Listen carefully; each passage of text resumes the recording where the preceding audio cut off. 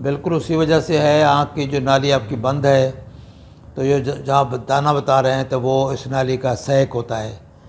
इस सैक में पानी जमा होकर इन्फेक्शन हो जाती है और वो फिर दाना बन जाता है। उसमें पेनफुल भी होता है, ये रेड भी हो जाता है और काफ़ी पेनफुल होता है। तो ये वही डेक्रियोसिस्टाइटिस इसको हम बोलते हैं। तो ये एक्यूट डेक्रियोसिस्टाइटिस हो गया है। नाली की जो थैली है वो पानी की, वो इन्फेक्ट हो गई है।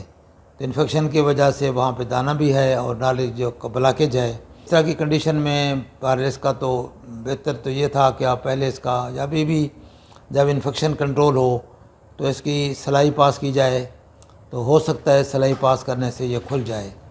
अगर सलाई से ना खुला तो फिर बड़ा ऑपरेशन करना पड़ता है, जिसे हम इसको DCR बोलते हैं।